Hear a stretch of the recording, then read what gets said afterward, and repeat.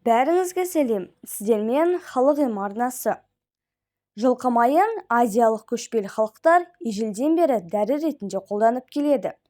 Олар жараларды, кесілген жерлерді, жәндіктердің шағуын майлап, гипотермия кезінде аяқтарды ысқылап, қатты дала желінен бет терісін қорғау үшін бетке де жағып жүрген. Сонымен қатар маймен құнарлы және жоғары калориялы тағамдар дайындаған. Оның көмегімен көшпелілер күш-қуатын арттырып, қалпына келтіріп отырған. Жылқы майының құрамында бұлшық еттер мен сүйек жүйке жүйесі мен иммундық және жүрек-қан тамыр жүйелерінің қалыпты жұмыс істеуі үшін қажетті А және Е дәрумендері, алмастырылмайтын амин қышқылдары мен омега-3 май қышқылдары бар. Қазақ ата-бабамыз жылқыны ежелден қасиетті жануарға жатқызған. Жылқы майының құрамындағы маңызды амин қышқылдарының, соның ішінде аргининнің көп болуына байланысты жылқы майы холестеринді азайтады және оны табиғи ыдырау арқылы денеден шығарады. Жылқы майы әртүрлі полиқанықпаған қышқылдарға бай. Оның пайдасы адамның жүрек-қан тамырлары жұмысына оң әсер етеді. Веноздық жүйе жақсы айнала бастайды. Жылқының майлы массасы бауыр ауруларына дерлік дәрі болып табылатын тамаша холеретикалық функцияға ие.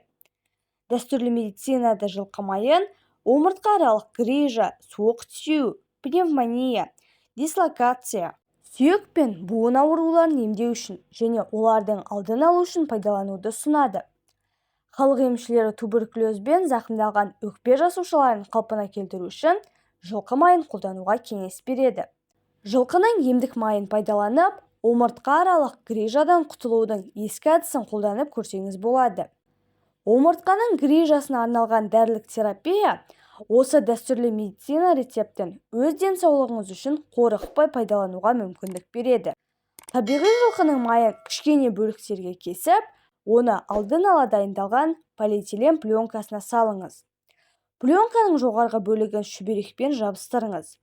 Бұл компрессті арқаның ауырған жеріне таңсаңыз болады. Әдетте ауырсыну жарты сағаттан кейін басылып қалуы мүмкін. Бірақ сонда да компрессті шешпей, бір күн бойы ұстағаныңыз жөн. Жылқы майының да, етінің де пайдалы екенін барлық қазақ халқы біледі.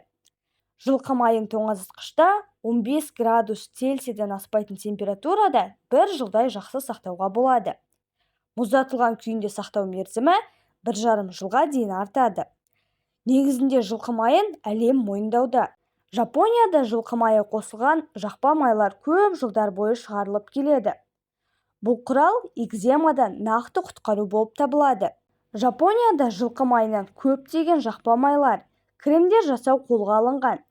Соның ішінде ең бір жақсы айта кететіні бұл экземадан арылу үшін жылқы майын жасалатын емдік кремдер. Жылқы майының емдік қасиеттері Азияда ашылған және әлі күнге дейін тірек қимыл жүйесін емдеуде қолданып келеді. Остеохондрозды, ревматизмді және омыртқа грыжасын емдеуде үлкен тиімділігін көрсетіп дәлелдеді.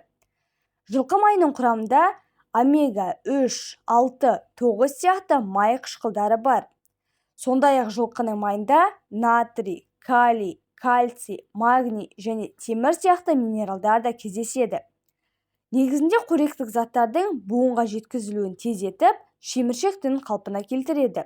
Буындардың серпімділігін қамтамасыз етеді. Жасушаларды қалпына келтіреді. Сыну қаупін азайтады және дистрофиялық процестерді болдырмайды. Сүйек және бұлшық етінің функцияларын қамтамасыз ете алады. Коллагеннің одан әрі ыдырауын тоқтатып, серпімділікті сақтайды. Міне көріп отырғандарыңыздай, өздеріңіз де білетін жылқы майының пайдалығы біздің ағзамыз үшін өте орасан зор. Сіздермен болған халық арнасы. Видеоны соңына дейін көргеніңіз үшін көп-көп рахмет. Арнаға жазылып, видеоға лайк басуды ұмытпаңыз. Алдағы уақытта бұдан да пайдалы видеоларды шығаратын боламын.